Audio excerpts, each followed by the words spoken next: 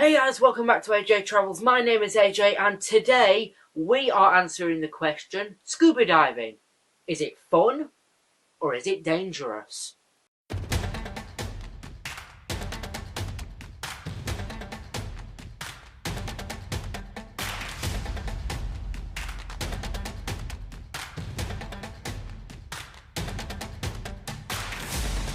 So, we are here today to answer the question, scuba diving. Is it fun or is it dangerous? Equipment failures, human error, the list goes on. There's a number of ways where a dive could go wrong or just not go the way that you've planned it. Today I'm going to be telling you some of my scuba diving horror stories. That's times where the dive's not gone exactly to plan and it has led to some dangerous scenarios. If you do enjoy this video, guys, then please do leave a like and subscribe. If you do like this kind of content, we do scuba diving videos, we do travel videos, we do hotel reviews, all that sort of stuff. So if you do like the sound of that, then please do subscribe. Kick this story time off, guys, with something that happened on my actual first dive. My very first dive. Well, not my first dive. My first dive of my open water course. My first dive I did when I was 8. But my first dive of my open water course I did when I was about 12 or 13 at the time. And essentially what happened is as we were going out, I could hear like bubbles coming from my tank, like a little sort of hissing sound as if air was escaping. This is not good when you're diving, but of course because I was just doing my open water diver qualification, it's the first qualification that you do. So I just thought, eh. And so I asked the instructor, is there anything wrong with it? And he said, no, it's fine, it's fine. It's leaking a little bit, but like every tank does it. You'll only lose like a few bars of air throughout the whole dive. It'll be fine. And obviously, because I was just a beginner, I just thought, the instructor knows best. He'll be able to tell me what to do, and his word is obviously going to be better than mine. Long story short, we were down, and we came back up, and I managed to last the whole dive. When we got back up to the surface, we were quite away from the shore, and we were going to swim back to the shore. And he said, "Inflate your jacket." So I pressed the button to inflate my jacket. Nothing happened. Now, just for context, on a BCD, the air from your jacket comes from the tank. So he said, "Inflate your jacket." Nothing happened. So I was pressing the button, nothing happened. He took the thing out of my hand and tried to inflate it, and he says, "Your tank's empty." And I was like, "The tank's empty? What do you mean?" And he looked at the air gauge, and it said it had 50 bars left. But obviously it was empty. So on my very first dive, on my open water course, I had been sent out with a faulty gauge. Yes. On my very first open water dive, I was sent out with a faulty gauge, and it was reading 50 bars when my tank was empty. If I'd still been down there, I wouldn't have been able to breathe. Like, legit. Mad. But yeah, basically I had to inflate my BCD with my mouth. So you have to blow into the thing and inflate it with your mouth. And then we managed to swim back to shore and everything was fine. But it's just thinking, like, if I'd have run out of air like 5 minutes earlier, I would have still been on the bottom. So, like, you should always check your equipment. Know what you're doing. Don't always assume that your instructor knows what they're doing. And check your own equipment before you get in. Even if you're a beginner, learn your equipment before you go on a dive and check it yourself, because something like this could happen. So my second scuba diving story where it went a bit wrong. I'm gonna do sort of two stories in one here because they're both like very short and they're both about equipment malfunctions. So basically, there was one time where I was out on a boat in Mallorca and my tank, I could hear my tank was like leaking air, just like it did on the first dive. And obviously, because it happened to me on the first dive, I knew to look out for it this time. So I said to the instructor on the boat, "My tank's leaking air. I can hear it." And he says, no, it will be fine."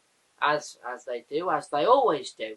And I said, "No, my tank is leaking air. I would like a new tank. And he says, oh, right, yeah. So he switched the tanks over. And he had the leaky tank and I had the fixed tank. He didn't have any problems for the rest of the dive. He had a perfectly solid dive. But, after you've had a scuba diving horror story like that, and then you hear your tank leaking again, you kind of don't want to dive with that kind of tank. So moving on, my sort of third diving story, or slash malfunction, was we were in Lanzarote, and I'll just keep listing these off because there was loads of them. This is the second to last one. We were in Lanzarote, and I got my BCD on. We got all kitted up. We got in the water, and I went to inflate my BCD. The air was just coming straight out the top. Nothing, not even going into the suit. The air, at that point, I was pressing the button, and the air was going straight from the tank out the top of the suit. Wasn't inflating at all. I didn't know this until I got in the water, but my suit was broken. It had a hole in it. So I was in the water trying to inflate my BCD, so I don't drown. And I had a BCD with a hole in it. This is bad for several reasons, because if you have a BCD with a hole in it, the equipment's very heavy, so it's hard to stay afloat, and if you can't stay afloat, you will drown. That's obviously not what you want on your Wednesday afternoon, so I said to the instructor, my BCD isn't inflating, and then everybody on the dive had to get out so that I could get a new BCD, and then it was fixed.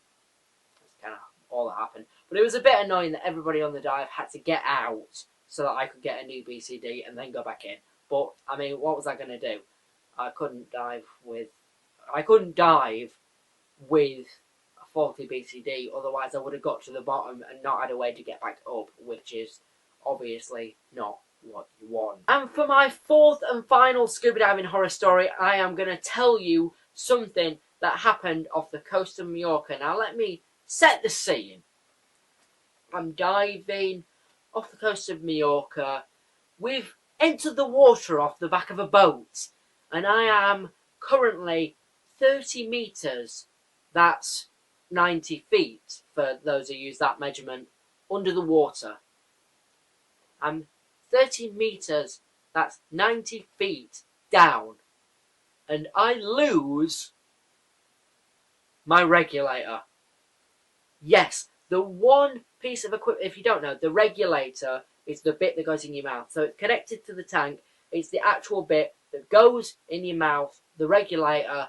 I lost that at 30 metres down. Like, I could have died. Let me tell you how this happened. Basically, I was swimming along behind my instructor. I was on a dive in Mallorca out with an instructor, and I was swimming along behind him. Now, most divers, when they dive, they do like front crawl, leg kick, like where your legs go up and down. He wasn't doing this. There are some divers that do breaststroke instead. There's only a few of them that do it, but he was doing the breaststroke where your legs go like that. Now, because he was doing that, his legs were going all over the place, and specifically his fins, because they were so long, were going all over the place, and I was swimming right behind him. 10 points for guessing what happened. I was swimming along behind him, and his fin came across my face, and my regulator got kicked straight out of my mouth. 30 metres down, and this instructor swimming in front of me has just kicked my regulator out of my mouth. I don't know where it's gone. Like, usually, you would have thought you'd be able to see it because it's connected to the tank, but when you've got the whole kit on, when you're that far down, panic starts to set in, I'm not going to lie. Like, I've just had my only form of breathing apparatus kicked out of my mouth at 30 metres deep. Like, you're not going to be able to remain calm. They say in your training that you're meant to simply swoop your arm over and you will find it gently there, positioned for you. How are you meant to remain calm in a situation like that? I didn't. Nobody can remain calm in a position like that. You can't remain calm when you've got no way of breathing at 30 meters deep. So what I did was I did the only way that I could do. I found the only air source down there that I knew I could get quickly. Now, basically, every tank has two regulators coming off of it. You have one for you and one for your buddy if your buddy gets in an emergency. So I knew that my instructor's tank had two regulators coming off it, one for him and one for me, so that we could both breathe off the same tank. So I grabbed my instructor, so he turned round. I grabbed his spare regulator, put it in my mouth, so that we could both share off the same tank. Once I'd done that, and I knew that I was no longer, drowning, I then managed to regain calm, find my own regulator and put it back in, and we did manage to resume the dive and finish with no other complications. But that was pretty scary. That was probably the most scariest experience that I've had whilst diving, like being down 30 meters and not having the facilities to breathe is just truly, truly terrifying. But that is my scariest scuba diving story. To wrap this video up, guys, we're going to go back to the original question that we asked at the beginning of this video, and that is, scuba diving, is it fun or is it dangerous? And I say, could it be both? I mean, I had danger. There was danger whilst I was doing all these things, and it was a very dangerous activities. But I still enjoyed it. Like, all the time that I was in the dives, the time, obviously, the time where I was in danger, I didn't enjoy. But the rest of the time, I enjoyed the dives. And I think if you follow your training, don't always assume that your instructor knows what they're doing. 2, find out for yourself. Teach yourself and make sure that before you go on a dive, you know what is going off. Make sure you know your kit. Make sure you know what's going off before you go on a dive. Don't trust that your instructor knows what they're doing. So, as long as you know what you're doing and you follow your training, scuba diving doesn't need to be dangerous. Like, all those situations that I got myself into, I managed to get myself out of because I followed my training. Now, if I hadn't have followed my training, I probably wouldn't be here today.